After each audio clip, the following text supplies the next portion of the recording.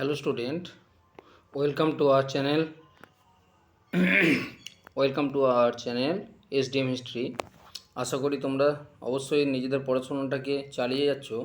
যারা West Bengal set এবং UGC net জুনে দেওয়ার 2026 জুনেতে ইউজিসি নেট দেবে এবং ডিসেম্বর 2026 সেটের জন্য প্রস্তুতি নিচ্ছ ডব্লিউ সেট, সেখানে আমাদের ইতিহাসের অংশ তোমাদের সামনে কোশ্চেন এবং উত্তর সহকারে আমি বিগত ভিডিওগুলোতে শুরু করেছি। আজকে আমি শুরু করলাম গুপ্ত পরবর্তী যে ইতিহাস, সেখানে আঞ্চলিক শক্তির উত্থানগুলি সম্পর্কে তোমাদের নিখুঁতভাবে উপস্থাপন করছি। তো দেখো, তোমাদের খুবই ভালো লাগবে, যেহেতু গুপ্ত পরবর্তী যুগের যে আঞ্চলিক শক্তিগুলি, মানে গুপ্ত সাম্রাজ্যের পতনের পর যে আঞ্চলিক শক্তিগুলির উদ্ভব হয়েছিল, সেগুলি গুপ্ত যেহেতু মগধকে কেন্দ্র করে, এবং মগধের সমসাময়িক সময়কালে গুপ্ত সাম্রাজ্যের পতনের সময় ভারতের পশ্চিম দিকে এবং মধ্য ভারতে ও দক্ষিণ ভারতে বেশ কিছু রাজ্যের এবং পূর্ব ভারতের রাজ্যগুলির সঙ্গে যে সম্পৃক্ত অংশগুলো আমি তোমাদের সামনে তুলে ধরছি। দেখো, তোমাদের ভালো লাগবে। তো যাই হোক, আজকে গুপ্ত পরবর্তী ইতিহাস ও আঞ্চলিক শক্তির উত্থান সম্পর্কে আজকে প্রথম প্রশ্ন হচ্ছে, গুপ্ত সাম্রাজ্যের পতনের প্রধান কারণ কী? এর উত্তর হচ্ছে দুর্ধর্ষ হুন জাতির আক্রমণ। কারণ হুন জাতি আক্রমণের ফলেই গুপ্ত সাম্রাজ্যের পতন হয়েছে বলে বেশ কিছু ঐতিহাসিক বা খুব বিখ্যাত ঐতিহাসিকরা এ কথাই উল্লেখ করে থাকেন। 2 নম্বর প্রশ্ন, হুনরা থেকে ভারতে প্রবেশ করেছিল? উত্তর, মধ্য এশিয়া থেকে ভারতে প্রবেশ করেছিল। 3 নম্বর প্রশ্ন, হুনদের কোন শাখা ভারত আক্রমণ করেছিল? এর উত্তর হলো সেত হুনরা। পরের প্রশ্ন, হুন জাতির দুজন নেতার নাম করো। ভেরি ভেরি ইম্পর্ট্যান্ট এই প্রশ্নটি। একজনের নাম হচ্ছে তোরমান বা তেহেরমান, অপরজনের নাম হচ্ছে মিহিরকুল বা মিহিরগুল। কেমন? এই তোরমান বলেছি, এটা তোরমান বা তেহেরমানও হবে। পরের প্রশ্ন, তোরমান কোন দেবতার উপাসনা করতেন? উত্তর, সূর্য দেবতার। পরের প্রশ্ন 6 নম্বরের, তোরমান কোন দেবতার মন্দির নির্মাণ করেছিলেন? এর উত্তর হচ্ছে ধ্যান্য বিষ্ণু মন্দির নির্মাণ করেছিলেন। পরের প্রশ্ন, তোরমান কোন গুপ্ত রাজার কাছে পরাজিত হয়েছিলেন? এর উত্তর হচ্ছে ভানুগুপ্তের কাছে তোরমান পরাজিত হয়েছিলেন। পরের প্রশ্ন, কোন জৈন গ্রন্থ থেকে জানতে পারা যায় যে ভারতে আসার পর তোরমান জৈন ধর্ম গ্রহণ করেছিলেন? এর উত্তর হলো কুবলয় মালা নামক গ্রন্থ থেকে, মানে যেটি হচ্ছে জৈন গ্রন্থ কুবলয় মালা। পরের প্রশ্ন, হুন আক্রমণের কথা প্রথম জানা যায় কোন লিপি থেকে? এর উত্তর হলো ভিতারি স্তম্ভলিপি থেকে।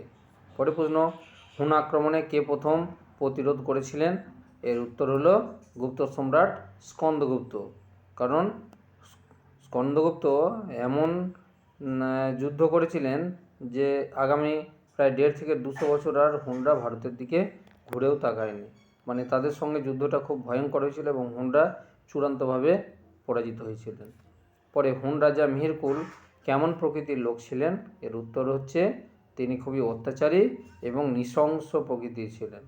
তো কালার করে দেওয়ার উদ্দেশ্য হচ্ছে যাতে তোমরা মেন পয়েন্টের অংশগুলো মনে রাখতে পারো, সেই জন্যই আমি আমার এই উত্তরগুলো বা প্রশ্নগুলো আমি মেন অংশগুলো কালার করে দিয়েছি, রঙিন করে দিয়েছি। পরে প্রশ্ন, ভারতের এই টিলা কাকে বলা হয়? ভেরি ভেরি ইম্পর্টেন্ট এই প্রশ্নটি, বিশেষ করে ইউজিসি ডব্লিউবিসি সেট এবং ডব্লিউবিসিএস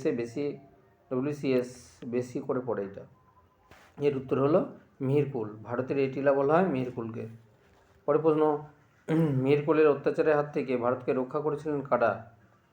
গুপ্ত রাজা বালাদিত্য, অর্থাৎ গুপ্ত সম্রাটদের যে একজন রাজা ছিলেন তার নাম হচ্ছে বালাদিত্য, যার অপর নাম হচ্ছে নরসিংহগুপ্ত, ও মান্দাসরের অধিপতি যশোধর্মন। এরা দুজনে মিহিরকুলের অত্যাচারের হাত থেকে ভারতকে রক্ষা করেছিলেন। পরে প্রশ্ন, হুন নেতা মিহিরকুল কোন দেবতার উপাসক ছিলেন? এর উত্তর হলো শিবের উপাসক ছিলেন। পরে প্রশ্ন, হুন নেতা মিহিরকুল কার কাছে যুদ্ধে পরাজিত হয়ে মৃত্যুবরণ করেছিলেন? এর উত্তর হলো 533 খ্রিস্টাব্দে মিহিরকুল বালাদিত্য অর্থাৎ নরসিংহগুপ্তের কাছে চূড়ান্তভাবে পরাজিত হয়েছিলেন। পরে প্রশ্ন, গুপ্ত পরবর্তী যে মান্দাসর বংশ ছিল, মানে আঞ্চলিক শক্তি হিসেবে মান্দাসর বংশের কথা। তো প্রথম প্রশ্ন, মান্দাসোর বংশের রাজারা কোথায় রাজত্ব করতেন? এর উত্তর রাজস্থানের মালব প্রদেশে মান্দাসোর রাজারা রাজত্ব করতেন। পরের প্রশ্ন, মান্দাসোর বংশের প্রতিষ্ঠাতা কে ছিলেন? ভেরি ভেরি ইম্পর্টেন্ট প্রশ্ন। উত্তর হল যশোধর্মন। যশোবর্মন কিন্তু নয়, যশোধর্মন। পরের প্রশ্ন, যশোধর্মন কোন প্রাচীন বংশের লোক ছিলেন? উত্তর আউলিকার যে প্রাচীন বংশ সেই বংশের লোক ছিলেন। পরের প্রশ্ন, যশোধর্মনের রাজধানী কোথায় ছিল? উত্তর দাসপুর, বর্তমানে মান্দাসোর মধ্যপ্রদেশে। কেমন? তো প্রথম দিকে মান্দাসোর ছিল অবশ্যই রাজস্থানের মধ্যে পড়া অংশ, কিন্তু বর্তমানে সেটা তার যে রাজধানী দাসপুর, সে দাসপুরটা হচ্ছে মধ্যপ্রদেশের মান্দাসোর অবস্থিত। পরে প্রশ্ন, যশোধর্মন কোন হুন নেতাকে পরাস্ত করেছিলেন? উত্তর মিহিরকুলকে, মানে যৌথভাবে বা যুগ্মভাবে। পরে প্রশ্ন, যশোধর্মনের রাজত্বকাল কত ছিল? 530 থেকে 550 খ্রিস্টাব্দ পর্যন্ত। পরে প্রশ্ন, গুপ্ত মানে পরবর্তী সময়ে বল্লভীর মৈত্রক বংশ। কেমন? এই বল্লভীর মৈত্রক বংশের উত্থান কোথায় হয়েছিল? এর উত্তর হচ্ছে গুজরাটের ক্যাথিওয়াড়ে। তো ক্যাথিওয়াড় অঞ্চলটা হচ্ছে ঠিক এই যে ওই গরুর মুখের মতো যে অংশটা, সেই অংশটাকে ক্যাথিওয়াড় বলা হতো। কেমন?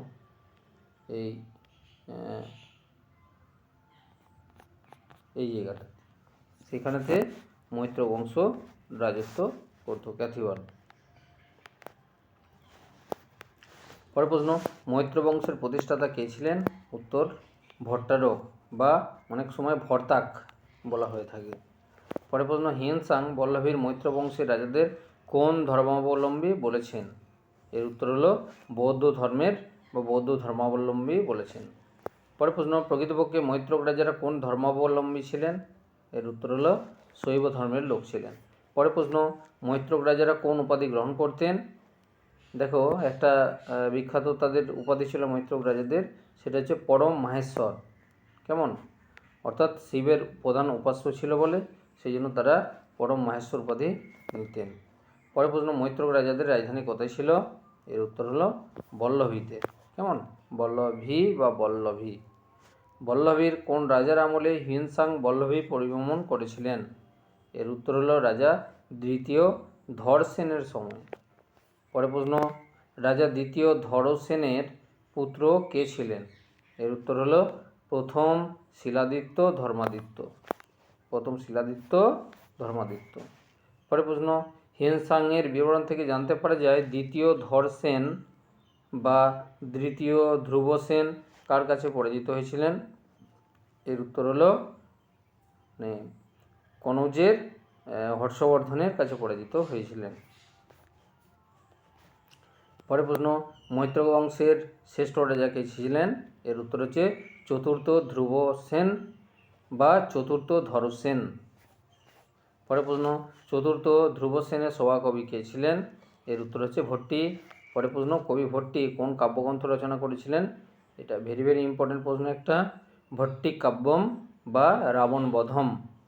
গ্রন্থটার দুটো নাম, একটা হচ্ছে ভট্টি কাব্যম বা বলা হয়ে থাকে রাবণ বধম, মানে রাবণকে বধ করা। পরের প্রশ্ন, হিউয়েন বিবরণ থেকে জানতে পারা যায় বল্লভীতে কোন শিক্ষা প্রতিষ্ঠান ছিল? এর উত্তর হচ্ছে বল্লভী বিশ্ববিদ্যালয়। যেমন আমাদের নালন্দা বিশ্ববিদ্যালয় ছিল, সেরকম গুজরাটে বল্লভী বিশ্ববিদ্যালয় ছিল। পরে বল্লভী বিশ্ববিদ্যালয়ের দুজন বিখ্যাত পণ্ডিত কারা ছিলেন? একজনের নাম হচ্ছে গুণমতী, অপরজন হচ্ছে স্থিরমতী। গুণমতী এবং স্থিরমতী। এবং সেই সময় আমাদের নালন্দার যিনি অধ্যক্ষ ছিলেন তার নাম ছিল শিলভদ্র, মনে আছে আশা করি তোমাদের। পরে বল্লভীর মৈত্রক বংশের পতন কখন হয়েছিল? না, ভারতবর্ষে আরব আক্রমণের সময় খ্রিস্টীয় 8ম শতকের প্রথম দিকে এই বংশের পতন হয়েছিল। পরে প্রশ্ন, বল্লভীর কোন রাজার আমলে আরব আক্রমণ হয়েছিল? এর উত্তর হচ্ছে 7ম শিলাদিত্যের সময়কালে। পরে আসছি মৌখরী বংশ। ওই গুপ্ত পরবর্তী সময়কালে যে অন্যান্য বংশগুলো আলোচনা করেছি সেরকম আরেকটা বংশ হচ্ছে মৌখরী বংশ। তো প্রথম প্রশ্ন, মৌখরী বংশের উত্থান কখন হয়েছিল? উত্তর খ্রিস্টীয় 6ষ্ঠ শতকে। পরে প্রশ্ন, মৌখরী বংশের উত্থান কোথায় হয়েছিল? এর উত্তর হচ্ছে কনৌজকে কেন্দ্র করে। 3 নম্বর প্রশ্ন, কনৌজ বর্তমানে কোথায় অবস্থিত? এর উত্তর হচ্ছে দিল্লিতে, দক্ষিণ দিল্লি কনৌজ অবস্থিত। পরে প্রশ্ন, মৌখরী বংশের উত্থানের কথা আমরা কোন কোন উৎস থেকে জানতে পেরেছি বা জানতে পারি? এর উত্তর হচ্ছে পাণিনির অষ্টাধ্যায়ী, ভেরি ভেরি ইম্পর্টেন্ট একটা গ্রন্থ, আর পতঞ্জলির মহাভাষ্য। পাণিনির অষ্টাধ্যায়ী এবং পতঞ্জলির মহাভাষ্য থেকে আমরা জানতে পারি। পরে মৌখরীদের দুটি শাখা কোথায় রাজত্ব করত? একটি গয়াতে এবং অপরটি কনৌজে। গয়াতে মৌখরী বংশের প্রতিষ্ঠাতা কে? না যজ্ঞবর্মন। পরে প্রশ্ন, মৌখরীদের কনৌজ শাখার প্রতিষ্ঠাতা কে? এর উত্তর হলো হরিবর্মন। গয়ার মৌখরীরা কাদের অধীনস্থ সামন্ত ছিল? এর উত্তর হচ্ছে গুপ্ত রাজাদের অধীনস্থ সামন্ত ছিল। পরে প্রশ্ন, কনৌজে মৌখরীদের তথ্য জানার প্রধান উপাদান কি? এর উত্তর হচ্ছে গুপ্তরাজ আদিত্য বর্মনের আফসান লেখ, বাণভট্টের হর্ষচরিত এবং ঈশান বর্মনের হারোহা লেখ। পরে প্রশ্ন, ঈশান বর্মনের লেখ থেকে জানতে পারা যায় মৌখরীরা কোন বংশজাত ছিল? এর উত্তর হচ্ছে অশ্বপতির বংশজাত। পরে কোন মৌখরীরাজ হুন আক্রমণে প্রতিরোধ করে জয়লাভ করেছিলেন? সেরকম একজন মৌখরীরাজ যিনি বিখ্যাত ছিলেন, তার নাম হচ্ছে ঈশান বর্মন। পরে মৌখরী বংশের প্রতাপশালী রাজা কে ছিলেন? এটারও উত্তর হচ্ছে ঈশান বর্মন। পরে প্রশ্ন, বাণভট্ট কোন মৌখরী রাজাকে হুন হরিণ কেশরী আখ্যা দিয়েছেন? উত্তর ঈশান বর্মনকে। পরে প্রশ্ন, ঈশান বর্মন কোন গুপ্ত রাজার কাছে পরাস্ত হয়েছিলেন? এর উত্তর হচ্ছে প্রথম কুমারগুপ্তের কাছে। পরে প্রশ্ন, মৌখরী বংশের শেষ রাজা কে ছিলেন?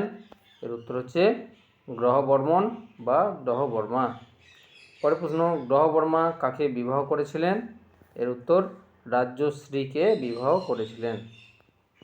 পরে প্রশ্ন, গ্রহবর্মার সঙ্গে কাদের সংঘর্ষ হয়েছিল? এর উত্তর হচ্ছে মালবের রাজা দেবগুপ্ত এবং গৌড়রাজ শশাঙ্কের সংঘর্ষ হয়েছিল। যদিও চক্রান্ত করে মালবের রাজা দেবগুপ্ত এবং শশাঙ্ক উভয়ই কিন্তু চক্রান্ত করে গ্রহবর্মাকে মেরে ফেলেছিলেন। কেমন? তো পরে প্রশ্ন এবং আজকে লাস্ট প্রশ্ন, গ্রহবর্মা কবে নিহত হয়েছিলেন? এর উত্তর হলো 606 খ্রিস্টাব্দে গ্রহবর্মা নিহত হয়েছিলেন। তো যাই হোক, আমার চ্যানেল যদি সবারই ভালো লাগে অবশ্যই তোমরা লাইক দেবে এবং শেয়ার করবে। আর যারা আমার চ্যানেলে নতুন আছো বা দেখছো, তারা আমার চ্যানেলটাকে সাবস্ক্রাইব করে রাখো। পরের ভিডিওগুলো তাহলে তোমাদের কাছে পৌঁছে যাবে। ঠিক আছে, আজকে এই পর্যন্ত। সবাই ভালো থেকো।